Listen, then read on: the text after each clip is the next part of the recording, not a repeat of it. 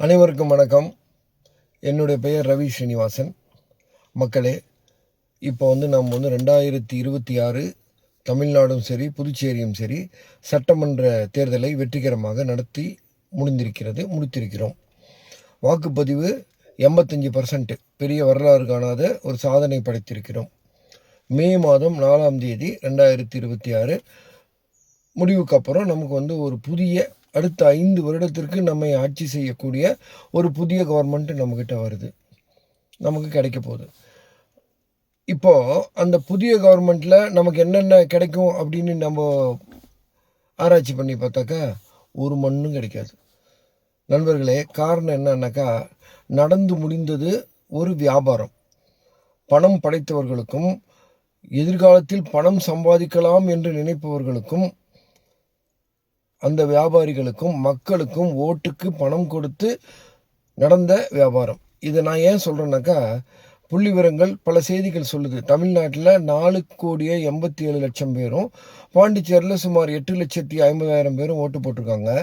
இதில் குறைந்தபட்சம் 4 கோடி பேருக்கு மேலேயும், பாண்டிச்சேரியில் 8.5 லட்சம் பேருக்கு மேலேயும் பரிசு பொருட்களை வாங்கி கொண்டோ அல்லது பணம் வாங்கி கொண்டோ வாக்களித்திருக்கிறார்கள் என்று பல செய்திகள் சொல்லுகின்றன. என்னங்க ஓட்டுக்கு காசு வாங்குறதுனால என்ன நடக்குது அப்படின்னா, என்ன நடக்கும்னு நான் சொல்கிறேன். 2031 இன்னும் ஒரு தேர்தல் வரும்.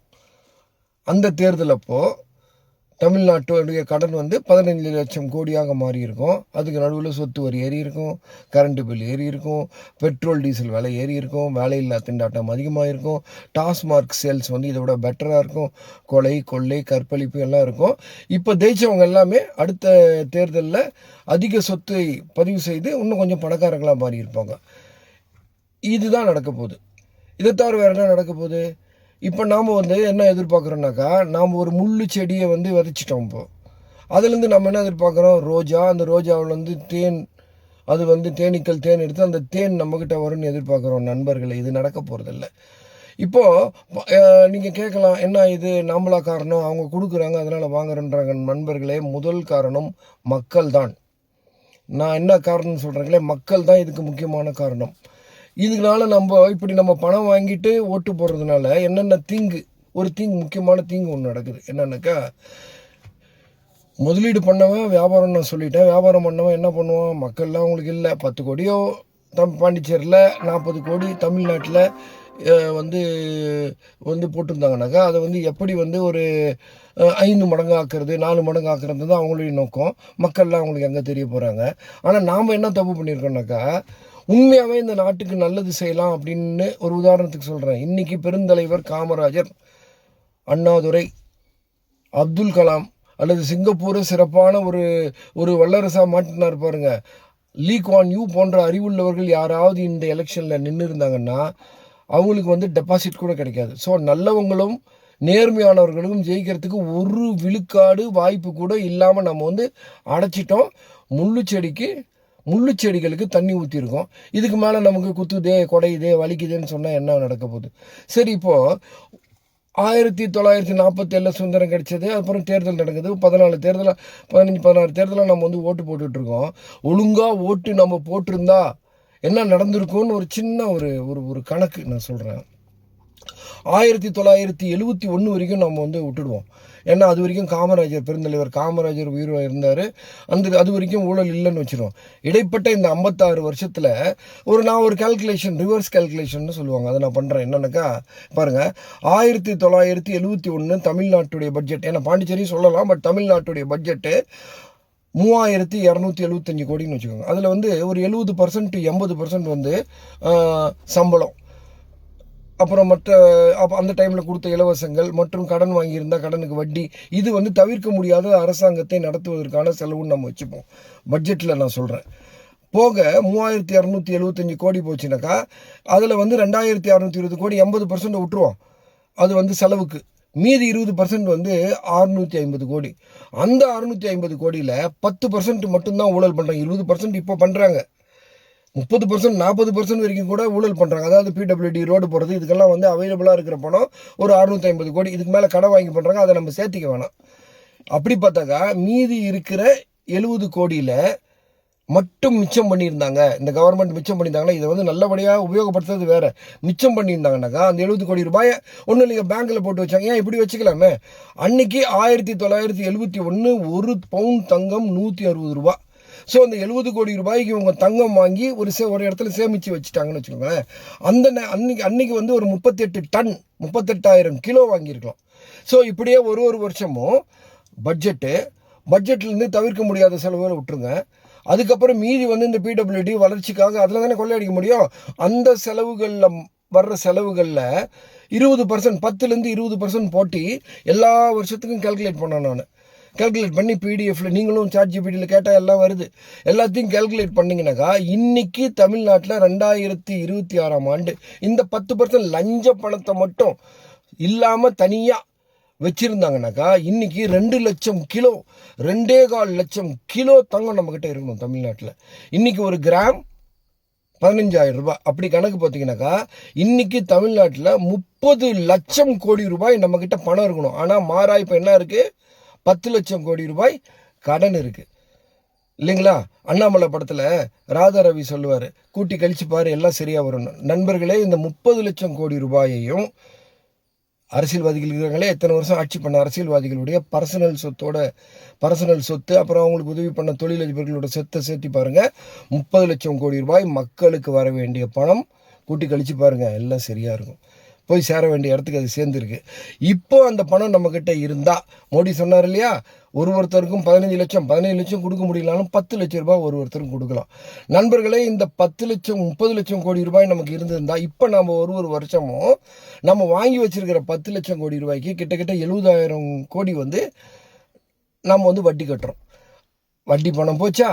அதோட மட்டும் இல்லாமல் இந்த மாதிரி ஊழல் பண்ணுறவங்க வந்து 20% வாங்கி ஊழல் பண்ணிட்டாங்கன்னாக்கா அதுக்கப்புறம் முட்டாள்தனமும் நிறைய பண்ணுவாங்க. என்னன்னாக்கா, ஒரு கான்ட்ராக்டர் இருக்கான், நம்மக்கிட்ட அவன் 20% வாங்கிட்டான், நாம் எப்படி ரோடை வந்து நல்லா போடுறது, இன்னும் முட்டாள்தனம் போட்ட ரோடையே திருப்பி போடுறது, இது போன்ற பலவிதமான தேவைகள். இதுக்கெல்லாம் காரணம் நம்ம நல்லவர்களை, நேர்மையானவர்களை நமக்கு வந்து தேர்ந்தெடுக்க தெரியல. இப்போது பார்த்தீங்கன்னா சில பேர் வியாகானம் பண்ணுவாங்க. என்னப்பா, நான் ஒருத்தர் 2,000 ரூபா வாங்கிறதுனால என்ன இருக்குது? இந்த ஓட்டுக்கு காசு வாங்குறாங்க பாருங்கள், அவங்க வந்து நிறைய எக்ஸ்பிளனேஷன் வச்சுருக்காங்க. அவங்க மனசாட்சி சுத்தமாக இருக்கணும் இல்லையா? ஒன்று, திருடின பணம் தானே, இதை விட்டா எங்கே வாங்க முடியாது, அவன் திருடுற பணம் நம்ம பணம் தான் நம்மக்கிட்ட வருது, இது ஒன்று. அடுத்தது வந்து நான் வாங்காமல் போயிட்டா என்ன ஆகிட போகுது, இந்த பணம் வேறு யாருக்காவது கொடுக்க போகிறான், அதை நானே வாங்கி கோவில் உண்டியலில் போட்டுருவேன். இது எப்படி இருக்குது? திருட்டுக்கு கூட்டு. அடுத்தது வந்து இந்த மாதிரி வாங்காமல் விட்டுட்டாக்கா என்ன, நான் ஒருத்தர் தானே வாங்குறேன். நண்பர்களே, நீங்கள் உங்கள் ஒருத்தருக்கு மட்டும் 2,000 ரூபா கொடுக்கலாம். அவன் 2 லட்சம் பேருக்கு 2,000 கொடுக்குறான், 40 கோடி ரூபாய் செலவு பண்ணுறான்.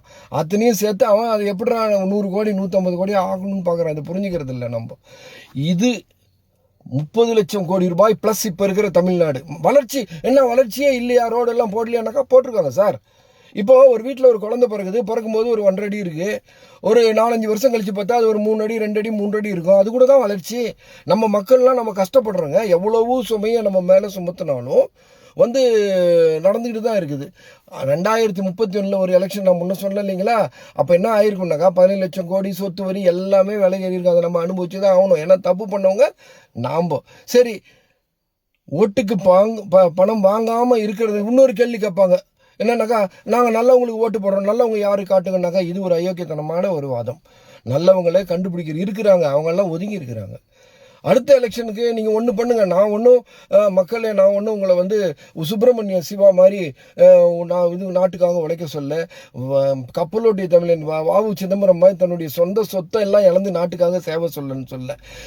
1000 ரூபாய் ரொம்ப சீப்பாக விற்கிறீங்க சார். நீங்கள் ஆவரேஜாக பார்த்தா 1000 2,000 ரூபா. இன்றைக்கி 1 கிலோ நான்வெஜ் சாப்பிட்றவங்களா இருந்தாக்கா 1 கிலோ கறி 1000 ரூபா. பண்டிகை காலத்தில் இங்கேருந்து கன்னியாகுமரிக்கு வந்து மெட்ராஸ்லேருந்து கன்னியாகுமரிக்கு தனியார் பஸ்ஸுக்கு போகிறோம் பாருங்கள், அது 3,000 ரூபா ஒரு டிக்கெட்டு. ஏங்க, ஒரு நாளைக்கு கூட இன்றைக்கி யாருக்குங்க பணம் இல்லை நான் ஏழைன்றதெல்லாம் வந்து இன்றைக்கி வந்து உண்மையாக டூப்புங்க. ஏன்னா இன்றைக்கி குறைஞ்சபட்ச சம்பளமே 500லேருந்து 600 ரூபா இருக்குது. உழைக்கிறவனுக்கு அது வந்து டூப்பு தான். இன்றைக்கி வந்து ஒரு கொத்தனாராக இருக்கட்டும், அல்லது ஒரு தச்சு வேலை செய்யும் நண்பர்கள், பிளம்பராக இருக்கட்டும், இந்த காசு எதுக்குங்க ஆகும்? ஏங்க, இந்த ஒரு அல்பத்தனை அப்படி விற்கிறதுன்னு முடிவு பண்ணாவது கொஞ்சம் ஹை ரேட்லேயாவது விற்கலாம். ஏங்க, ஒரு 5 லட்சம் ரூபாய் வந்து உங்கள் கையில் கிடச்சிருக்குங்க இப்போ நீங்கள் ஒழுங்காக போட்டிருந்தாக்கா. புரியாமல் நீங்கள் வந்து ஓட்டு போட்டு பக்கத்து வீட்டுக்காரன் என்ன கொடுத்தாலும் வாங்கிக்கணும் நம்ம பணத்தை. பக்கத்து வீட்டில் அந்த இடத்துல எல்லாம் ஒத்துமை, அக்கா அந்த ரோட்டில் கொடுக்குறாங்க, இந்த ரோட்டில் கொடுக்குறாங்க, அவங்ககிட்ட வாங்கிக்கலாம். இன்னும் பல பேர்கிட்ட இன்னொன்று சொல்கிறேன் கேளுங்க. இது கொஞ்சம் உங்களுக்கு கொஞ்சம் தப்பாக தெரியலாம், பட் இருந்தாலும் ஒரு நாடுன்னு இருந்தாக்கா நேர்மையானவர்கள் இருந்தாலும் அதிகமாக இருக்கிறது தான் ஒரு நாடு. இன்றைக்கி தமிழ்நாட்டில் 4,87 வாக்காளர்களில் நான் செய்தி சொல்லுதுங்க, 4 கோடி பேருக்கு மேலே வந்து பணம் வாங்கிட்டாங்கன்னு சொல்லிட்டு. பாண்டிச்சேரியில் 8,50,000 பேர் பணம் வாங்கிட்டாங்கன்றது வந்து செய்தி சொல்லுது. இது அனைவருக்கும் முழு சோற்றை வந்து பூசணிக்காயில இது பண்ண பணம் வாங்கியிருக்காங்க. அப்படி வாங்கியிருக்காங்கன்னாக்கா இந்திய சட்ட பிரிவு தண்டனை பிரகாரம் பார்த்தாக்கா 171B 171E பிரகாரம் 1 வருடம் சிறை தண்டனை அல்லது ஃபைன். ஸோ அப்போ நம்ம கிட்டத்தட்ட 4 கோடி குற்றவாளிகள் வாழும் நாடு தான் இது. இது சொல்கிறதுக்கு கொஞ்சம் வருத்தப்படுறேன், பட் இதுதான். அதுக்கப்புறம் கொடுக்குறான் பாருங்க பணத்தை. அவன் பார்த்தீங்கன்னா ஒரு ஆளுக்கு கொடுத்தான்னா ஒரு குற்றம், அதுக்கு 1 வருஷம். 2 லட்சம் பேருக்குனாக்கா அவன் 2 லட்சம் வருஷம் ஜெயிலேருந்து வெளியிலே வர முடியாது. என்னங்க நடக்குது? நம்ம நாடு வந்து ஜப்பானாவோ அல்லது சிங்கப்பூராகவோ மாறி இருக்க வேண்டிய நாடு. யார் மேலே தப்பு? மக்களுக்கு வந்து என்னன்னாக்கா, நீங்கள் எலெக்ஷன் டைமில் வந்து நல்லவனை தேர்ந்தெடுக்க எதுக்குங்க எலெக்ஷன்? நம்ம பணங்க அதாவது தனிப்பட்ட முறையில் நான் சம்பாதிக்கிற காசை வச்சு ரோடு போட முடியாது, நான் சம்பாதிக்கிற காசை வச்சு ஹாஸ்பிட்டல் பண்ண முடியாது, பொதுவான காரியங்களை செய்ய முடியாதுன்றனால தான் அரசாங்கம்னே ஒன்று இருக்குது. ஸோ நம்ம எல்லாரும் கொடுக்குறத வாங்கி அவங்க ஒன்றா சேர்த்து நமக்கு நல்லது செய்யணும். அவங்க ஒன்றும் புதுசாக அவங்க அப்பா வீட்டு காசை கொண்டு வந்து நம்மக்கிட்ட கொடுக்கறது இல்லை. இதை அவங்க செய்யணும். இதை அவங்க செய்யாமல் அதில் அவங்கள காசு எடுக்க சம்பாதிக்க விடுறோம். அப்படி பண்ணாமல் இருந்தனால தான் இன்றைக்கி நம்ம இந்த நிலைமையில் இருக்கோம். 30 லட்சம் கோடின்னு ஒரு கணக்கு சொல்லியா, 30 லட்சம் கோடி இருந்திருந்தாக்கா ஜப்பானில் இருக்கிற சிங்கான்சன் எக்ஸ்பிரஸ் இருக்குங்களா, அந்த மாதிரி 2 இது போடலாம். தெரு ரோடு கீடு எல்லாமே பக்கா, எல்லாரும் சொந்த வீட்டில் வாழலாம். இது நான் கணக்கு தாங்க சொல்கிறேன், நீங்களே கணக்கு போட்டு பாருங்கள். 56 வருஷத்தில் பட்ஜெட்டில் 80% விட்டுருங்க, மீதி 20%. அந்த 20%ல் 10%, அந்த 10%ல் மீத்தும் போது அந்த டைமில் கோல்டு ப்ரைஸ் கோல்டாக வாங்கி வைங்க. இப்போ எவ்வளோ கோல்டுன்னு வருது பாருங்க, அது இன்றைக்கி விற்றுருங்க. ஒரு குடும்பம்னாக்கா ஒரு நல்ல ஒரு தகப்பனா ஒரு நல்ல குடும்பத் தலைவனாக தானே என்ன பண்ணுவான், ஆரம்பத்தில் சம்பாதிக்கிறத வச்சு எங்கேயாவது ஒரு பிளாட் வாங்கி போடுவான், ஏதாவது ஒரு இடத்துல ஒரு தங்கம் வாங்கி போடுவான். இதெல்லாம் போட்டாக்கா பிற்காலத்தில் குழந்தைங்க பெருசாக வரும்போது அவனுக்கு வந்து கல்யாணம் பண்ணுறதுக்கு எதுக்கும் அதே உதவியாக இருக்கும். அதுதான் இந்த நாட்டுக்கும் நடக்கும். நல்ல தலைவர்கள் தேவை, நல்லவர்களை செலெக்ஷன் பண்ணணும். சரி, இவ்வளோ பேசிட்டோம். அடுத்த எலெக்ஷனில் நல்லவன் இல்லையான்னு கேட்டால் நல்லவன் இருக்கும். அது எப்படி கண்டுபிடிக்கிறதுக்குன்னா 1-2 ஐடியா நான் சொல்கிறேன். அடுத்த எலெக்ஷனில் ஒரு முடிவு பண்ணிங்கன்னா எங்கள் நிலமை மாற போகிறது இல்லைங்க. அடுத்த 5 வருடத்திற்கு நாம் அடிமை. இவங்க என்ன சொன்னாலும் இதுக்கு மேலே வந்து நம்ம ஓட்டை வந்து வித்துட்டோம். இதில் என்னையும் சேர்த்துக்கிறேன் இல்லை, பட் இருந்தாலும் நான் சொல்கிறேன், நம்ம வித்துட்டோம். இதுக்கு மேலே வந்து ரோடு சரியில்லை, தண்ணி ஒழுங்காக கொடுக்கல, இதெல்லாம் நம்ம வந்து கேட்குறதுக்கு நமக்கு எந்த விதமான அருகதையும் கிடையாது. ஏங்க பணத்தையும் செலவு பண்ணிட்டு நமக்கு நல்லதையும் பண்ணணும்னு எதிர்பார்க்குறேன் பாருங்க. அட்டை இது என்ன நியாயம்? சரி, அடுத்த எலெக்ஷன்லையாவது இன்னும் 5 வருடம் இருக்கிறது, நல்லவர்களை யாருன்றதை கண்டுபிடிச்சி எப்படி இது பண்ண சொல்கிற பாருங்களேன். ஒன்று செய்யுங்க. முதல்ல அடுத்த எலெக்ஷனில் யார் காசு கொடுக்குறேன்னு வரானோ இல்லையா, அவனை பிடிச்சி கொடுங்க. 1000 ரூபாய் ஒரு காசா? யார் வரானோ அவனை பிடிச்சி கொடுங்க. எலெக்ஷன் கமிஷன் அது செய்யாது. அந்த மாதிரி பிடிச்சி கொடுத்தீங்கன்னாக்கா எலெக்ஷனே நடக்காது. எல்லாரும் இவங்கெல்லாம் போயிடுவாங்க. அதுக்கப்புறம் மீதி இந்த மாதிரி 2 தடவை பண்ணுங்க, அதுக்கப்புறம் நல்லா உங்கள் கண்ணுக்கு தெரியும் வருவோம். இதெல்லாம் பண்ணாதாங்க. வெளிநாட்டுக்கெல்லாம் போனாக்கா அங்கே இருக்கிற மக்களுடைய இதெல்லாம் பார்த்தாக்கா வயிறு எரியுதுங்க. அந்த மாதிரி இருக்க வேண்டிய நாடுங்க இது. அந்த மாதிரி இருக்க வேண்டிய நாடுன்றனால தான் என்னுடைய ஆதங்கத்தை பதிவு செய்திருக்கிறேன். ஏதாவது குற்றம் குறை இருந்தால் வந்து மன்னித்து கொள்ளுங்கள். உண்மையை தான் பேசியிருக்கேன்னு நான் நினைக்கிறேன். தயவு செய்து மக்கள் எவ்வளியோ மன்னன் எவ்வளி. சில பேர் சொல்லுவாங்க மன்னன் எவ்வளியோ மக்கள், அதெல்லாம் கிடையாது. இப்போ நம்ம தான் ஜனநாயக நாட்டில் நம்மளுடைய பணத்தை தாங்க அவங்ககிட்ட கொடுத்து எனக்காக செலவு பண்ணுறோன்னு நம்ம சொல்கிறோம். நம்ம தாங்க சரியாக இருக்கணும். இப்போ ஒன்று மேலே ஒரு உதாரணத்துக்கு சொல்கிறேன். உங்களுக்கு நியாயமானவனாக்கா நான் காங்கிரஸ்காரன் கிடையாது. ஒரு உதாரணத்துக்காக சொல்கிறேன்.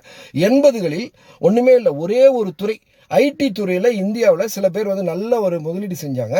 அது நல்லபடியாக வந்ததுனால இன்றைக்கி வந்து நம்ம பசங்கள்லாம் எவ்வளோ பேர் வெளிநாட்டில் போய் நல்லா படிக்கிறாங்க. ஸோ ஐடி துறை போல் தொழில்துறை, விவசாயம், இப்போ அதே மாதிரி ISRO எடுத்துக்கோங்க. நேர்மையான ஒரு ஆர்கனைசேஷன் அதில் பண்ணதுனால இன்றைக்கி உலக அளவில் நம்பர் 1ல் வந்து நிற்கிது.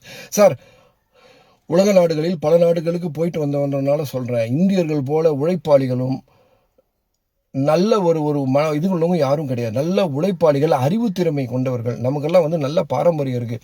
இதை உணர்ந்து அடுத்த எலெக்ஷன்லையாவது, இந்த எலெக்ஷனில் இதுக்கு மேலே ஒன்றும் பண்ண முடியாது, அடுத்த எலெக்ஷன்லையாவது நல்லது பண்ணணும்னு கேட்டுக்கொள்கிறேன். நன்றி, வணக்கம். மீண்டும் சந்திப்போம்.